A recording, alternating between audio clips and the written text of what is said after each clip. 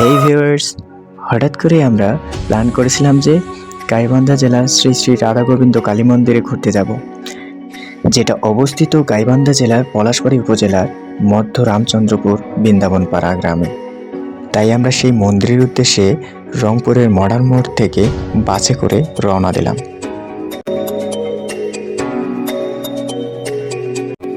ঘণ্টাখানেক পর আমরা চলে আসলাম পলাশবাড়িতে। এখানে এসে জিজ্ঞাসা করতে লাগলাম যে মন্দিরটি কোন দিক দিয়ে যেতে হয়। তার আগে আমাদের প্ল্যান ছিল আমরা একটি মঠে যাব।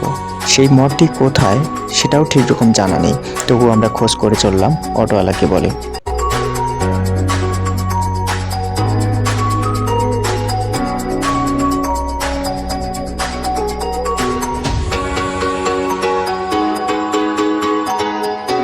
সেই মঠটি খুঁজতে অনেক খোঁজাখুঁজি করলাম, এদিক সেদিক ছুটে বেড়ালাম যে মঠটি কোথায়, কিন্তু কেউ ঠিক রকম বলতে পারলো না যে মঠটি কোথায় অবস্থিত। অবশেষে এক ভদ্রলোক অনুপ সরকার, তিনি রাজি হলেন আমাদের নিয়ে যেতে সেই মঠটিতে। তিনি জানতেন যে মঠটি সেখানে অবস্থিত এবং তিনি মাঝে মধ্যেই সেখানে যাতায়াত করতেন, তাই তিনি আমাদের নতুন ভেবে সেখানে নিয়ে গেলেন। এই হলো সেই মঠ যেখানে আসার জন্য আমরা এতক্ষণ থেকে তড়িঘড়ি করছিলাম। এখানে আসার পর মাধবপ্রভুকে পেলাম এবং তিনি আমাদের নিয়ে গেলেন সেই মঠ পরিদর্শন করাতে। সেখানে যেতে যেতে বেলা গড়িয়ে গিয়েছিল প্রায়, তাই তিনি বললেন আগে প্রসাদ ভোজন করুন, তারপর মঠ পরিদর্শন করবেন না হয়।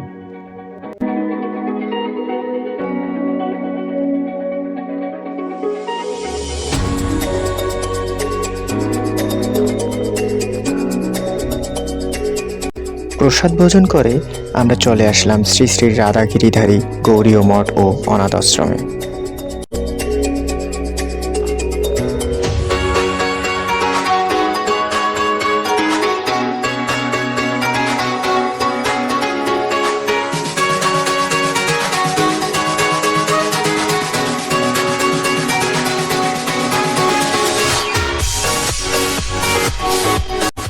সেখানে কিছুক্ষণ বিশ্রাম নেওয়ার পর মাধবজি আমাদের উপরে নিয়ে গেলেন সবকিছু দেখানোর জন্য।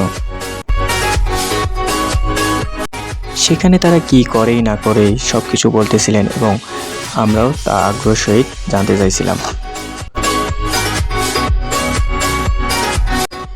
এখানে তারা রান্না বান্না করেন, ঠিক তার পাশেই যজ্ঞের আসন। এরপর আমরা ছাদ দেখার জন্য ছাদে আসলাম।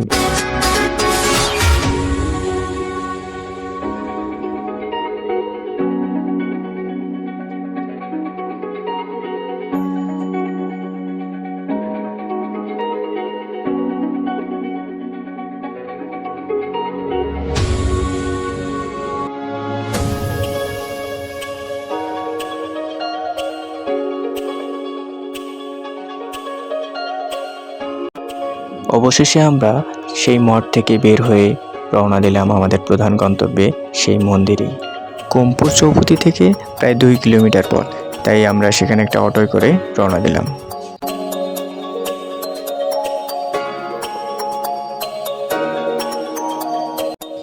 কিছু সময়ের মধ্যে আমরা মন্দিরের কাছে চলে আসলাম এবং মন্দিরে প্রবেশ করলাম।